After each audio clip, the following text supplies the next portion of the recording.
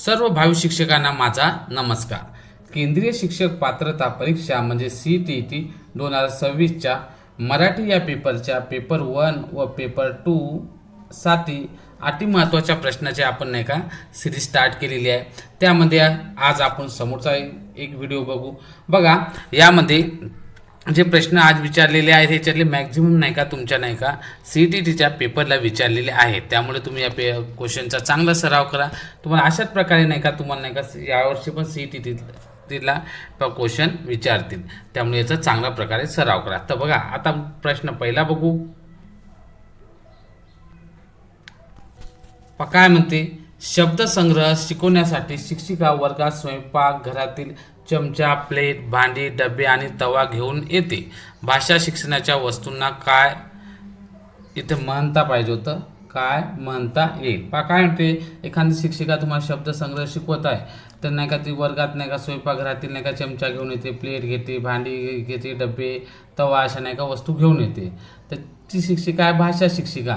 मग त्या वस्तूंना काय म्हणता येईल हे आपल्याला विचारलेलं आहे. इथं ऑप्शन दिलं आहे शैक्षणिक साधने, त्यानंतर दिलं आहे वास्तविक साधने, याला नाही का रिवालिया आपण म्हणतात. थर्ड दिला आहे तुम्हाला स्वयंपाकघराच्या वस्तू आणि चौथा दिला आहे जीवन संदर्भ असलेली साधने. तर बघा, मी प्रत्येक क्वेश्चन झाला की 10 सेकंद नाही का कॉज घेणार आहे. तुम्ही या 10 सेकंदामध्ये तुम्ही नाही का आन्सर बघा तुम्हाला येते का, आणि जे आन्सर येते ते कमेंट बॉक्समध्ये तुम्ही कमेंट करू शकता. 10 सेकंदामध्ये आठवा, नंतर तुम्ही आन्सर सांगणार, म्हणजे तुमचे नाही का पेपरचे चांगल्या प्रकारे सराव पण होईल. तर बघा, 10 सेकंद. 10, 9, 8, 7, 6, 5, 4, 3, 2, 1. आता बघा, तुम्ही जर आन्सर जे डिसाईड केलेलं आहे ते बघा. तर याचं उत्तर येते वास्तविक साधने. कारण की वास्तविक साधने आहे, जसं हे चमचा, प्लेट, भांडी हे नाही का वास्तविक साधने आहे, डबे हे वास्तविक साधने आहे. आता स्पष्टीकरण पण मी लिहून दिलं आहे बघा इकडं. काय म्हणते, सेकंड याचं स्पष्टीकरण काय म्हणते, रिवालिया म्हणजेच काय, वास्तविक साधने म्हणजे वर्गात वास्तविक वस्तूचा वापर करून शिकवणे. आता याने वास्तविक वस्तूचा नाही का वापर करून शिकवला, जसे भांड्याचं होते, फळे, कपडे, नाणी, नकाशे इत्यादी. यामुळे विद्यार्थ्यांना थेट अनुभवातून शब्द शिकतो. मग विद्यार्थी काय करतात, अनुभवातून शब्द शिकतात. त्यामुळे शब्द व वस्तूचा प्रत्यक्ष संबंध जोडला जातो. म्हणून हे काय झाले, वास्तविक साधने. समोरचा प्रश्न बघू. काय म्हणतो पुढे समोरचा प्रश्न.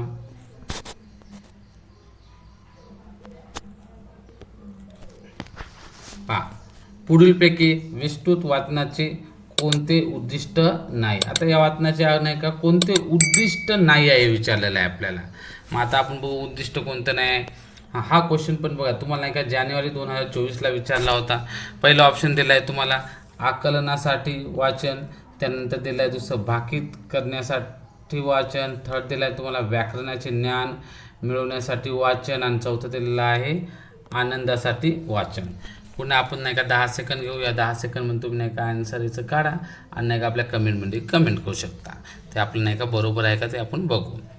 तर बघा, 1, 2, 3, 4, 5, 6, 7, 8, 9, 10. तर याचं नाही का अचूक उत्तर राहणार काय आहे, व्याकरणाचे ज्ञान मिळवण्यासाठी वाचन. आता हे काय आहे, व्याकरणाचे ज्ञान मिळवण्यासाठी जे वाचन काय राहते त्याचं आपण स्पष्टीकरण पण खाली दिलेलं आहे.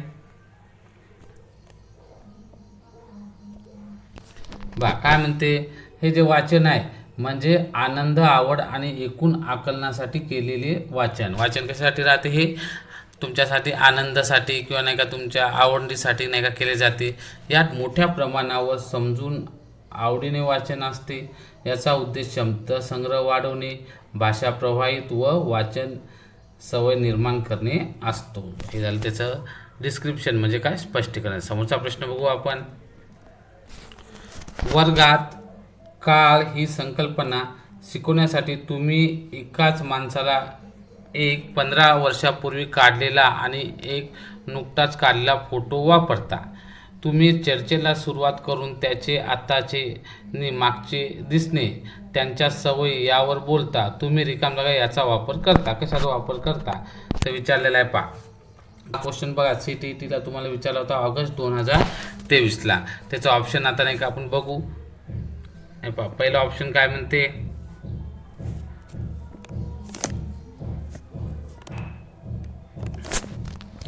काय नियमाधारित व्याकरण, त्यानंतर तुम्हाला दिलं आहे निर्देशित व्याकरण, त्यानंतर दिलं आहे संरचनात्मक व्याकरण, त्यानंतर दिलं आहे शिक्षणशास्त्रीय व्याकरण.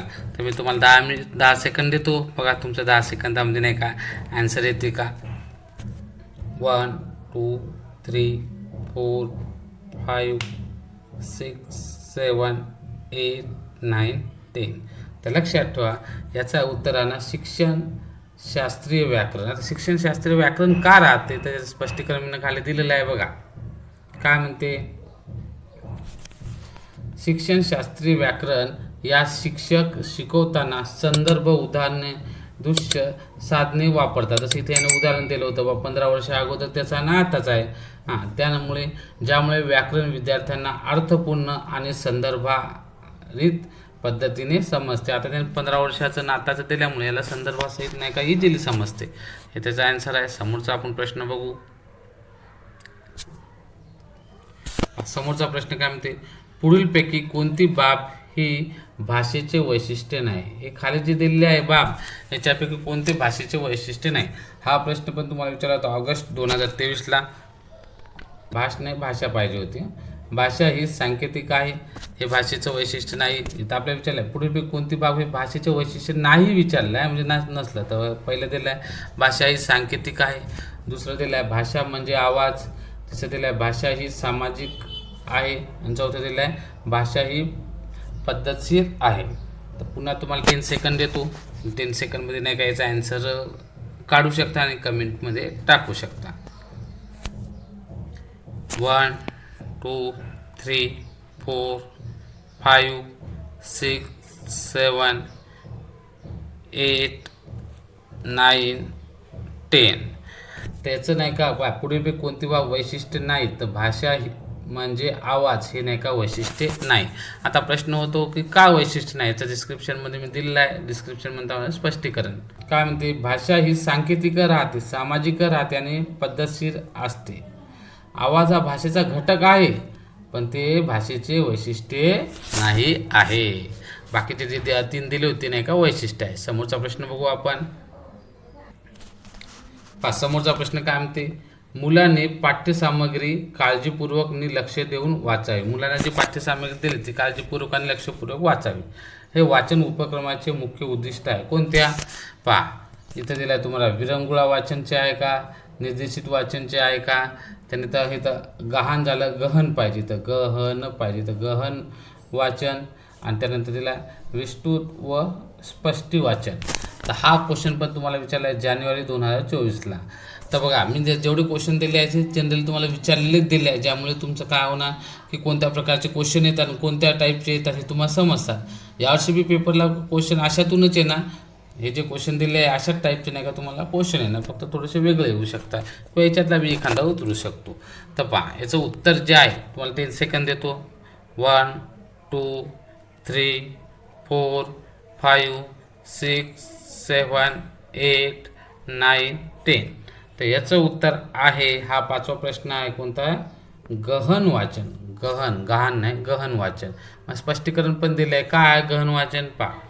काय म्हणते स्पष्टीकरणात, गहन वाचन यामध्ये विद्यार्थी प्रत्येक शब्द, वाक्य, रचना लक्षपूर्वक वाचतात. उद्देश सखोल आकलन आणि अर्थग्रहण असतो. ते काय करतात की स्पष्टपणे वाचतात, लक्षपूर्वक वाचतात आणि उद्देश काय राहते पूर्ण सखोल आकलन, म्हणजे सगळं समजलं पाहिजे आणि त्याचा अर्थ समजलं हे उद्देश असते, म्हणून याचे हे उत्तर आहे. समोरचा प्रश्न बघू आपण आता. हा पण क्वेश्चन तुम्हाला जुलै 2024ला विचारलेला होता. खूप सोपा आहे. आंतरराष्ट्रीय मातृभाषा दिन केव्हा साजरा केला जातो. इथं ऑप्शनमध्ये दिला आहे तुम्हाला 13 एप्रिल, 1 जानेवारी, 14 फेब्रुवारी आणि 21 फेब्रुवारी. हाच नाही का तुम्हाला ऑप्शनमध्ये दिला आहे. तर यापैकी कोणता राहणार हे लक्षात ठेवा. 10 सेकंद देतो. 1 2 3 4 5 6 7 8 9 10. तर याचं उत्तर आहे किती 21 फेब्रुवारी हे याचं नाही का करेक्ट उत्तर आहे. आता त्याला मातृभाषा दिन का म्हणतात, कारण की या 21 फेब्रुवारीला काय झालं होतं, तर 21 फेब्रुवारी या दिवशी 1952 मध्ये बांगलादेश जो आहे त्याच्या विद्यार्थ्यांनी मातृभाषा बंगालीच्या सन्मानासाठी बलिदान दिले. बांगलादेशमधल्या बऱ्याच मुलांनी बांगलादेशची मातृभाषा बंगाली आहे त्याच्या सन्मानार्थ बलिदान दिलं. त्यामुळेच काय झालं, युनेस्कोने नाही का 1999ला या दिवसाची मान्यता दिलेली आहे. समोरचा प्रश्न बघू आपण. विद्यार्थ्यांची मजकुरातील माहिती आणि त्याचे आकलन करण्याची क्षमता म्हणजे.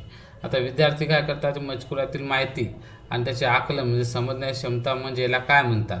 बघा हा क्वेश्चन पण तुम्हाला विचारला होता फेब्रुवारी 2023ला. काय म्हणता, वाचनातील ओघ, अर्थ लावणे, समजून वाचणे आणि यापैकी नाही. तर तुम्हाला 10 सेकंद देतो, तुम्ही बघा बेटा. 1 2 3 4 5 6 7 8 9 10. तर याचं करेक्ट उत्तर आहे समजून वाचणे. काय समजून वाचण्याचं उत्तर, त्याचं स्पष्टीकरण बघा खाली दिलेलं आहे मी ना. काय म्हणते, समजून वाचणे म्हणजे काय, विद्यार्थी वाचनातून मजकुराचा अर्थ समजून घेतो, माहिती प्रक्रिया करून निष्कर्ष काढतो. समजल्यामुळे समजून वाचल्यामुळे त्याला एक तर माहिती समजते, समजून जाताना त्याला निष्कर्ष काढतो, म्हणून हेचं उत्तर आहे. समोरचा प्रश्न बघू आपण. काय म्हणते, ऐकण्याचा सराव यासाठीचे नियोजन करताना पुढीलपैकी कोणती बाब महत्त्वाची नाही. तुम्हाला काही ऐकण्याचा सराव करायचा आहे, त्याचं नियोजन करायचं आहे, त्यासाठी कोणती बाब महत्त्वाची नाही विचारलेलं आहे, हे लक्षात ठेवा. मग हा क्वेश्चन तुम्हाला विचारला जुलै 2024ला. मग आता बघा ऑप्शनमध्ये दिला आहे तुम्हाला, बोलणाऱ्यांची संख्या, ध्वनिमुद्रण, योग्य वेळी थांबवणे, त्यानंतर उच्चारणाचा वेग आणि बोलणाऱ्याचे लिंग. आता याचा ॲन्सर बघा, 3 सेकंद देतो. 1 2 3 4 5 6 7 8 9 10. त्याचं करेक्ट उत्तर आहे बोलणाऱ्याचे लिंग. काय म्हणते, ऐकण्याचा सराव यासाठी नियोजन करताना पूर्वी कोणती बाब महत्त्वाची नाही, तर कोणती नाही, बोलणाऱ्याचे लिंग महत्त्वाचं नसते. तर मी तुम्हाला स्पष्टीकरणात दिलेलं आहे बघा. काय म्हणते स्पष्टीकरण, ऐकणाऱ्यांच्या सरावात वक्त्याचे लिंग अप्रासंगिक म्हणजे महत्त्वाचं, मुलगा असो मुलगी असो ते काही महत्त्वाचं नसते. आवाजाची स्पष्टता आणि गतीचं महत्त्वाची असते. स्पष्टता आणि तुमची गतीच आहे, म्हणजे टीचर आहो आपलं मॅडम आहे की सर आहे हे महत्त्वाचं नसते की कोण शिकवत आहेत ते, म्हणजे नाही का लिंग महत्त्वाचं नसते. समोरचा प्रश्न काय म्हणते, समोरचा प्रश्न, विद्यार्थ्यांच्या उणिवा शोधणे आणि नंतर त्यावर योग्य पद्धतीने उपाययोजना करणे याला कोणती पद्धत म्हणता येईल. विद्यार्थ्याच्या पहिले तर उणिवा शोधायच्या, म्हणजे त्याला काय प्रॉब्लेम आहे, स्टडी का करत नाही, अभ्यास का करत नाही, त्याला काय प्रॉब्लेम आहे, आणि नंतर त्यावर योग्य पद्धतीने उपाययोजना. मग त्याला लिहिता येत नाही तर का लिहिता येत नाही, वाचता येत नाही काय वाचता येत नाही, उणिवा शोधल्या आणि त्याच्यावर उपाययोजना करायच्या आहे. तर मग काय म्हणतात, या पद्धतीने उपाययोजना करणे याला कोणती पद्धत म्हणतात. लक्षात ठेवा, हा क्वेश्चन तुम्हाला विचारला होता फेब्रुवारी 2023ला. आता ऑप्शनमध्ये दिलं आहे उपचारात्मक, परिस्थितीनुरूप, त्यानंतर निगमन आणि नंतर त्याला संरचनात्मक. त्याचा ॲन्सरसाठी तुम्हाला 10 सेकंद देतो, कमेंट करत जा. जर तुम्हाला हे ॲन्सर जे आहे त्याचे नाही का तुम्ही कमेंट करत जा. तर बघा काय आहे याचा ॲन्सर, 1 2 3 4 5 6 7 8 9 10. त्याचा ॲन्सर आहे उपचारात्मक, हे त्याचं उत्तर आहे. आता उपचारात्मकच आहे कारण त्याला पहिले उणिवा शोधल्यानंतर त्याची आपण उपाययोजना करतो, म्हणजे उपचारच करत आहोत डॉक्टरसारखं. तर बाई तर स्पष्टीकरणात दिलं आहे मी ना. काय म्हणते, उपचारात्मक शिक्षण म्हणजे शिकण्यात अडचण असलेल्या विद्यार्थ्यांना विशेष मदत देणे. ज्याला अडचण आहे त्याला विशेष मदत देणे, त्याला समजून सांगणे, त्याला लिहिता वाचता आणणे. उपचारात्मक शिक्षणामध्ये विद्यार्थ्यांच्या कमतरता ओळखून त्यावर योग्य उपाययोजना करणे. ज्याला वाचता येत नाही, लिहिता येत नाही, त्याला ते वाचायला शिकवायचं आणि त्याला उपाययोजना करायचा. अशा प्रकारचा ॲन्सर आहे. समोरचा प्रश्न बघा, काय म्हणतो समोरचा प्रश्न, शाळेत जाणार असल्यामुळे राजू आज खूप खुश आहे. कुटुंबातील तो शाळेत जाणारा पहिला सदस्य आहे. त्याच्या कुटुंबातील कोणीही अगदी आई वडील सुद्धा कधीही शाळेत गेले नव्हते. राजू हा कोणत्या प्रकारचा विद्यार्थी आहे हे आपल्याला विचारलं आहे. सोपं आहे. राजू नावाचा विद्यार्थी आहे.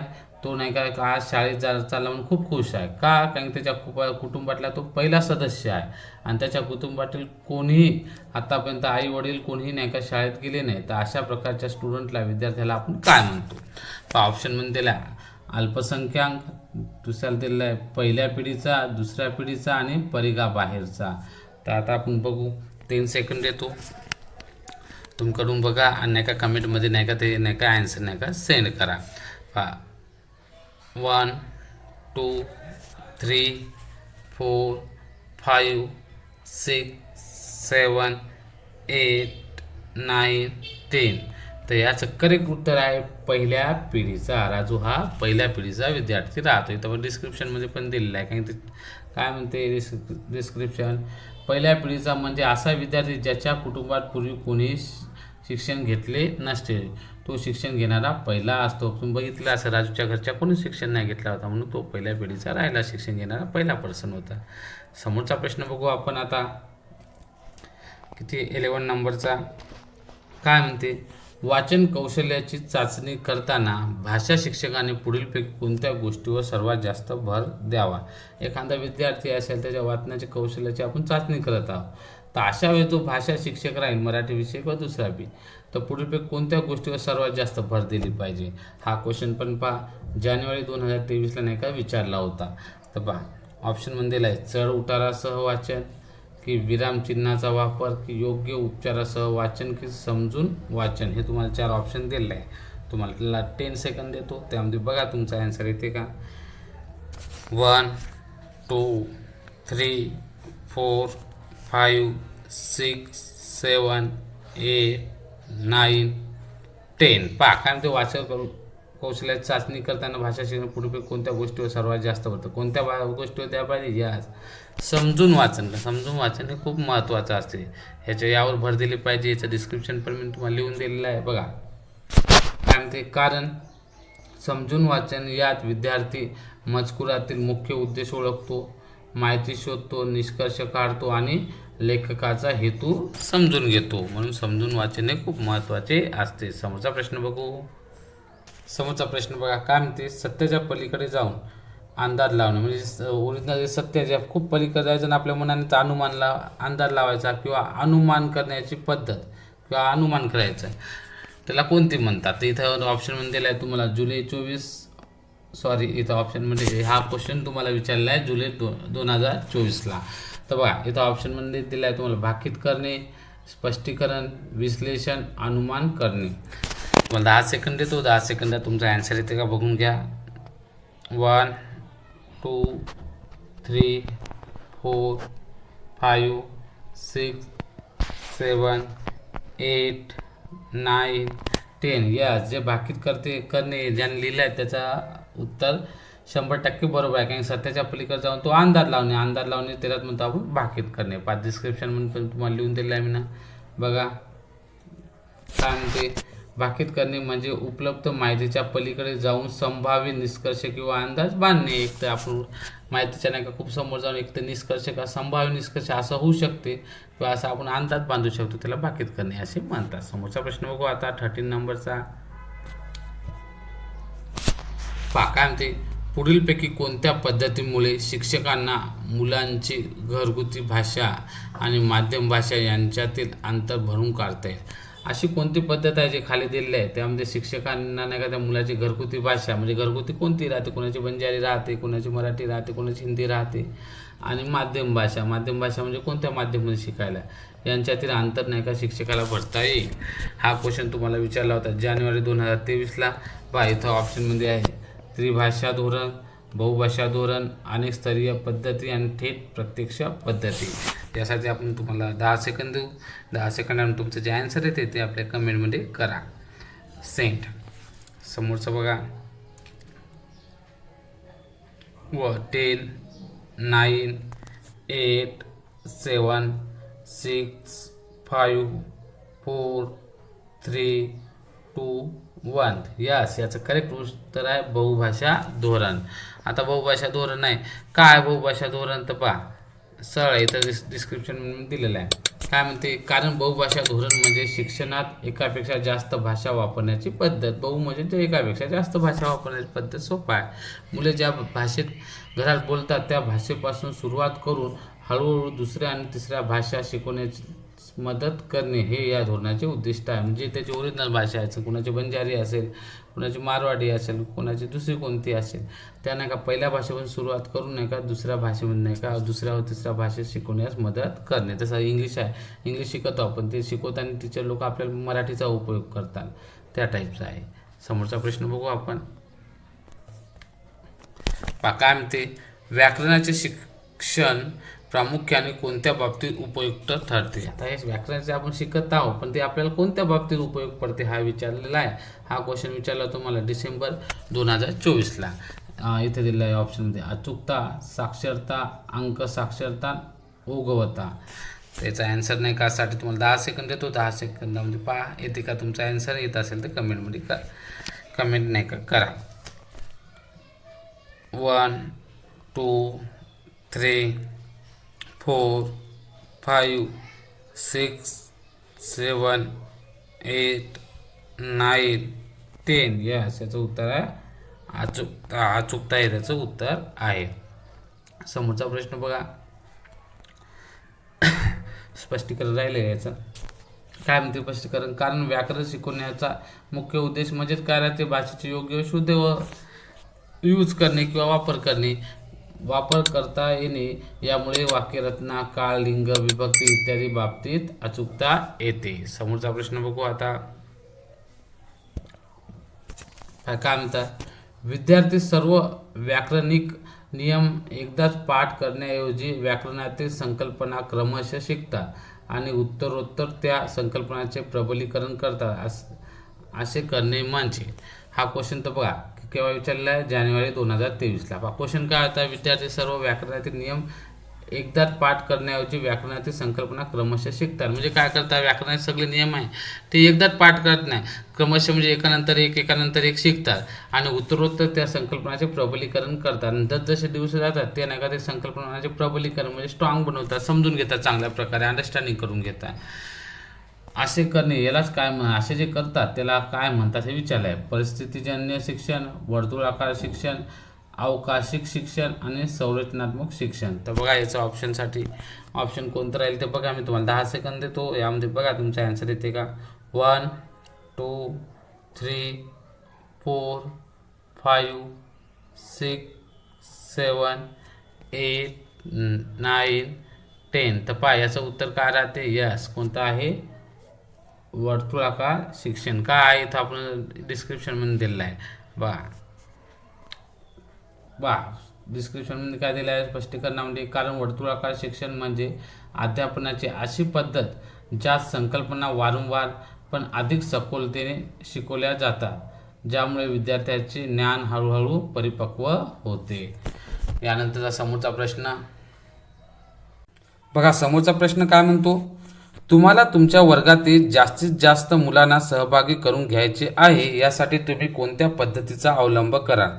तुमच्या वर्गात एखादा काही कार्यक्रम असेल आणि त्याच्यात तुम्हाला नाही का तुमच्या वर्गातले जास्तीत जास्त जर मुलं नाही का सहभागी करून घ्यायचे आहे, तर त्यासाठी तुम्ही नाही का कोणत्या पद्धतीचा अवलंब कराल असं तुम्हाला विचारलेलं आहे. हा क्वेश्चन विचारला होता डिसेंबर 2024ला. ऑप्शनमध्ये आहे पहिलं सादरीकरण, दुसरा आहे पाठांतर, तिसरा आहे चर्चा आणि चौथा आहे आदर्श वाचन. मी तुम्हाला 10 सेकंद देतो, बघा 10 सेकंदामध्ये तुमचा ॲन्सर येते का.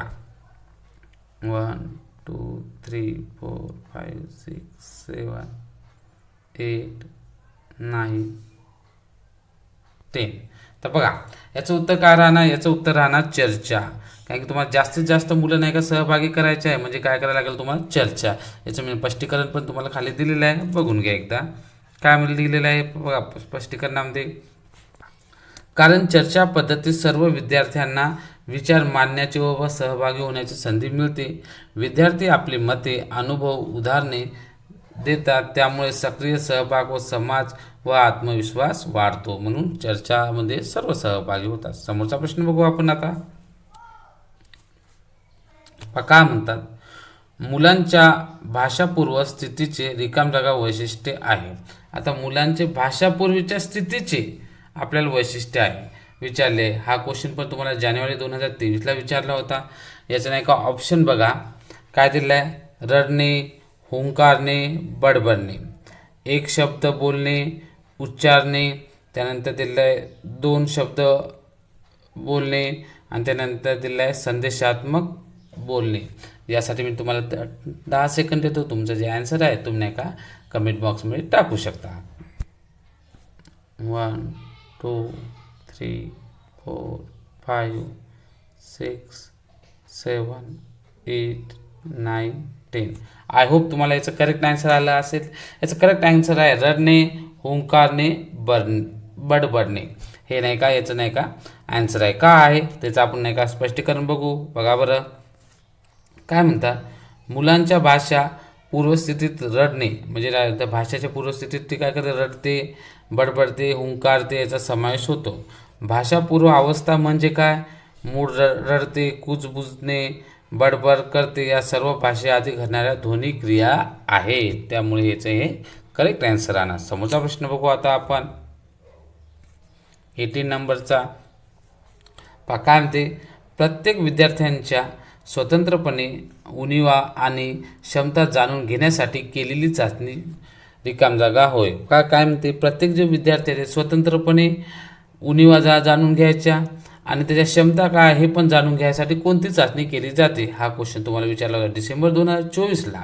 ऑप्शनमध्ये संस्कारक्षम चाचणी, नैदानिक चाचणी, उद्दिष्टित चाचणी आणि वैधता चाचणी. तर यासाठी मी तुम्हाला 10 सेकंद देतो. तुमचा आन्सर जे आहे ते कमेंटमध्ये तुम्ही पाठवू शकता. करेक्ट आहे का आपण बघू. बघा 10 सेकंद आहे ना. 1 2 3 4 5 6 7 8 9 10. 10 सेकंद झाले आणि तुमचं करेक्ट आन्सर राहणार नैदानिक चाचणी. नैदानिक चाचणी राहणार कारण की तुमच्या नाही का विद्यार्थ्याच्या स्वतंत्रपणे उणिवा आणि क्षमता जाणून घेण्यासाठी.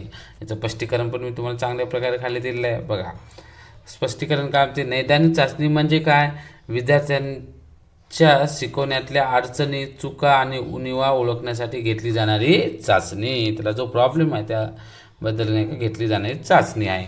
समोरचा प्रश्न बघू आता आपण. समोरचा प्रश्न काय म्हणते.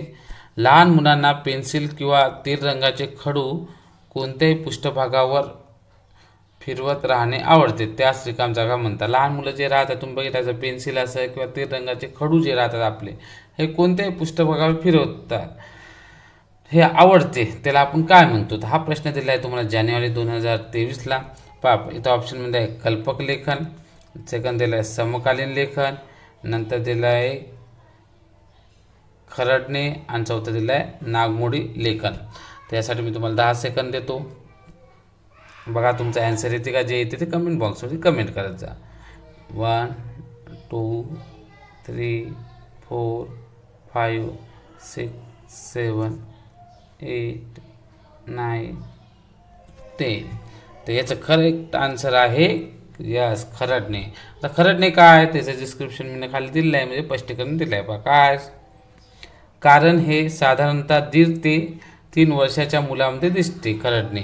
यातून मुलांच्या प्राथमिक सर्जनशील सूक्ष्म हालचालीचा विकास होतो आणि हात डोळा समन्वय विकसित होण्याचे हे पहिले पाऊल असते. समोरचा प्रश्न बघू आता आपण.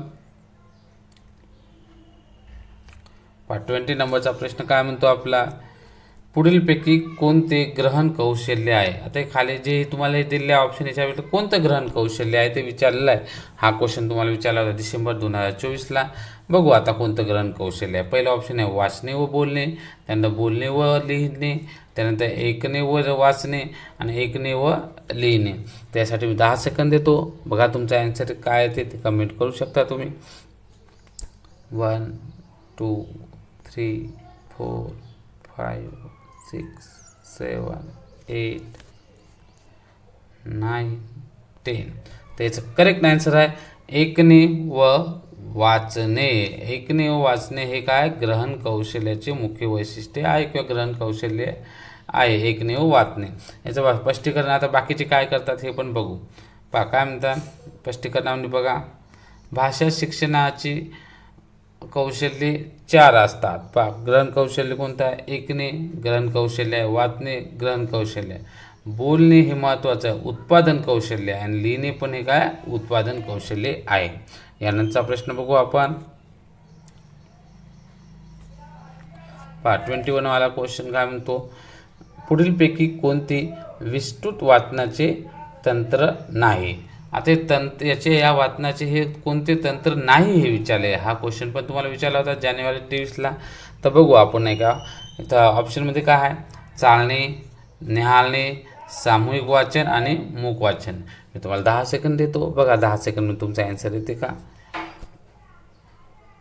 1 2 3 4 5 6 7 8 9 10. आय होप तुम्हाला याचा आन्सर आलेला असेल.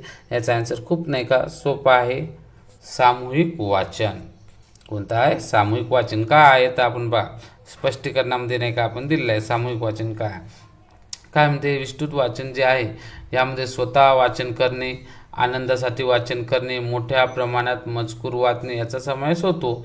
सामूहिक वाचक हे शिक्षणात्मक मार्गदर्शित शिक्षण केंद्र असते, त्यामुळे ते विस्तृत वाचनात बसत नाही. आपल्या क्वेश्चनमध्ये विचारलं होतं की कोणतं नाही आहे म्हणून, त्यामुळे हा त्याचा आन्सर राहणार. समोरचा प्रश्न बघा 22 वाला. समोरचा प्रश्न काय म्हणते? बहुभाषिकता आणि बहुसांस्कृतिकतेचा प्रचार करण्यासाठी पुढीलपैकी कोणता कथा प्रकार सर्वात प्रस्तुत आहे? आता हे तुम्हाला बहुभाषिकता किंवा बहुसांस्कृतिकतेचा म्हणजे बऱ्याच भाषा, वेगवेगळ्या भाषा किंवा वेगवेगळ्या संस्कृतीचा प्रचार करण्यासाठी कोणता कथा प्रकार नाही का प्रस्तुत ठरेल विचारलेला आहे. हा क्वेश्चन विचारला होता तुम्हाला डिसेंबर 24ला. लोककथा, आत्मकथन, विज्ञान कथा, काल्पनिक कथा, यालाच नाही का लेंगदी ट्रेल असंही म्हणू शकतो. तर याच्यासाठी मी तुम्हाला 10 सेकंद देतो. बघा तुमचा आन्सर येते का? 1 2 3 4 5 6 7 8 9 10. आय होप याचं तुम्हाला आन्सर आला असेल. याचं करेक्ट आन्सर आहे यस काल्पनिक कथा. सॉरी काल्पनिक नाही ना, लोककथा. याचं नाही का आन्सर येणार तुमचं लोककथा आहेत नाही का तुमचं करेक्ट आन्सर येईल. आता काय येईल हे आपण नाही का खाली डिस्क्रिप्शनमध्ये दिलेलं आहे, बघून घ्या स्पष्टीकरणामध्ये. डिस्क्रिप्शननं मी तुम्हाला सांगितलं आहे म्हणजे स्पष्टीकरण सांगितलं आहे. काय लोककथा या विविध भाषा, सांस्कृतिक परंपरा आणि प्रादेशिक जीवनशैलीचे दर्शन घडवतात. त्यामुळे विद्यार्थ्यांना विविधतेचा अनुभव मिळतो आणि बहुभाषिकता व बहुसांस्कृतिकता दोन्हीचा प्रसार होतो. म्हणून यामुळे हा आन्सर करेक्ट राहणार. समोरचा प्रश्न बघू 23 नंबरचा प्रश्न बघू आपण. 23व्या नंबरचा काय म्हणते? शाळेतील व्यावहारिकता रिकाम जागा याकडे निर्देश करते. शाळेतील जी व्यावहारिकता आहे कशाकडे निर्देश करते?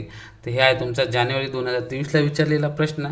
पहा काय याच्यावर ऑप्शन आहे? भाषेचे सामाजिक नियम, शाळेचे भाषाविषयक धोरण, शाळेतील प्रशिक्षणाची भाषा आणि साहित्याची भाषा. आय होप तुम्हाला याचा आन्सर येईल. मी त्यासाठी तुम्हाला 10 सेकंद देतो. तुम्ही 10 सेकंदामध्ये आन्सर नाही का आपल्या कमेंट बॉक्समध्ये जे करेक्ट वाटेल ते सेंड करू शकता. 1 2 3 4 5 6 7 8 9 10. तर याचे नाही का करेक्ट आन्सर आहे. तुम्हाला आले असेल भाषेचे सामाजिक नियम. समोरचा प्रश्न बघू आपण आता. काय म्हणते समोरचा प्रश्न? पुढीलपैकी कोणती कृती मजकुराचे आकलन आणि शब्दसंग्रह विकासाच्या बाबतीत उपयोगी ठरणार नाही? काय विचारलं आहे? कोणती अशी कृती आहे जे मजकुराचे आकलन म्हणजे मजकूर समजणे आणि शब्दसंग्रह विकास म्हणजे शब्दसंग्रह वाढवण्यासाठी उपयोगी ठरणार नाही हे विचारलं आहे. तो ऑप्शन दिला आहे डिसेंबर 24, खाली दिला आहे शब्द नकाशा, बाराखडी तक्ता, आशय नकाशा, चित्र संग्रह. तर यामधलं कोणता आन्सर राहील? तुम्ही नाही का तुमच्यासाठी 10 सेकंद देतो. तुम्ही नाही का मला कमेंटमध्ये कमेंट करू शकता. 1 2 3 4 5 6 7 8 9 10. आय होप तुम्हाला याचा आन्सर आला असेल. तर याचं नाही का आन्सर आहे बाराखडी तक्ता. हा तुम्हाला नाही का काय पुढे कोणती कृती मजकुराचे आकलन आणि शब्दसंग्रहासाठी उपयोगी ठरत नाही, का ठरत नाही हे आता आपण डिस्क्रिप्शनमध्ये बघू, म्हणजे स्पष्टीकरण बघू याचं. काय म्हणते, शब्द नकाशा असो की आशय नकाशा आणि चित्रसंग्रह या कृती विद्यार्थ्यांना मजकुराचा अर्थ समजून घेण्यासाठी, कल्पना जोडण्यासाठी आणि नवीन शब्दाचा अर्थ समजण्यासाठी मदत करतात. हे तिन्ही पण जे आपल्याला ऑप्शन दिले होते. परंतु बाराखडी तक्ता हा अक्षरे आणि स्वर व्यंजनाचे उच्चारण शिकवण्यासाठी वापरला जातो. तो शब्दसंग्रह विकास किंवा मजकुराचे आकलन यासाठी थेट उपयोगी ठरत नाही. हे त्याचं स्पष्टीकरण आहे. समोरचा प्रश्न बघू आता 25 नंबरचा. 25 नंबरचा काय म्हणतो प्रश्न, न्याहाळणीचा वापर रिकाम जागा शोधण्यासाठी होतो. हा प्रश्न तुम्हाला नाही का जानेवारी 23ला विचारला होता. काय न्याहाळणीचा वापर काय शोधण्यासाठी होतो. इथं ऑप्शनमध्ये दिला लेखकाचे मत, कठीण शब्द, विशिष्ट घटक किंवा माहितीचा भाग, मध्यवर्ती कल्पना. तर मी तुम्हाला यासाठी 10 सेकंद देतो. पहा तुमचा आन्सर येते का, जे आन्सर येते ते कमेंटमध्ये कमेंट करू शकता. 1 2 3 4 5 6 7 8 9 10. आय होप तुम्हाला याचा आन्सर आला असेल. त्याचा करेक्ट आन्सर आहे न्याहाळणीचा वापर काय शोधण्यासाठी होतो, विशिष्ट घटक किंवा माहितीचा भाग शोधण्यासाठी होतो. इथं आपण नाही का स्पष्टीकरण पण दिलेलं आहे, बघून बघा. स्पष्टीकरणमध्ये काय म्हणते, न्याहाळणे म्हणजे मजकूर पटकन चाळून विशिष्ट माहिती शोधणे आहे. बरोबर आहे. न्याहाळणे म्हणजे काय, आपल्याला ते मजकूर चाळायचं, त्याची बरोबर माहिती शोधायची, म्हणून आपण न्याहाळत असतो. जसं इथं नाही का उदाहरणार्थ तारीख झालं, संख्या झालं, नाव, किंमत, क्रमांक, ठिकाण इत्यादी. समोरचा प्रश्न बघू आता आपण. समोरचा 26 नंबरचा काय म्हणतो, भाषा ही रिकाम जागा नसून रिकाम जागा आहे. भाषा ही रिकाम जागा नसून रिकाम जागा आहे. इथं नाही का तो हा क्वेश्चन तुम्हाला विचारला होता जुलै 2019ला. पहा ऑप्शनमध्ये उत्पादन प्रक्रिया, प्रक्रिया उत्पादन, लेखन सराव प्रक्रिया, प्रक्रिया लेखन सराव. तर याचं नाही का करेक्ट उत्तर राहणार. तुम्हाला 10 सेकंद देतो, नंतर आपण बघू. 1 2 3 4 5 6 7 8 9 10. अतिशय सोपा क्वेश्चन होता. आय होप तुम्हाला याचा आन्सर आलेला आहे. त्याचं करेक्ट आन्सर आहे उत्पादन आणि प्रक्रिया. भाषा ही उत्पादन नसून कशी आहे, प्रक्रिया आहे. हे याचं आन्सर झालं. समोरचा प्रश्न बघू आता आपण. समोरचा प्रश्न काय म्हणतो, विशिष्ट तथ्य शोधण्यासाठी वाचन म्हणजे, तुम्हाला एखादं विशिष्ट तथ्य शोधायचं असेल तर वाचन म्हणजे काय राहते हे विचारलेलं आहे. हा क्वेश्चन विचारला होता मला जानेवारी 23ला. तर ऑप्शनमध्ये दिलं आहे तुम्हाला न्याहाळणे, चाळून पाहणे, उकल करणे, व्यापक वाचन. तर तुम्हाला 10 सेकंद देतो, बघा तुमच्या 10 सेकंदामध्ये आन्सर येईल का. 1 2 3 4 5 6 7 8 9 10. तर आय होप तुम्हाला याचा आन्सर आला असेल. याचं करेक्ट आन्सर आहे न्याहाळणे. न्याहाळणे हे याचा आन्सर आहे. काय आहे तर आपण बघू आता.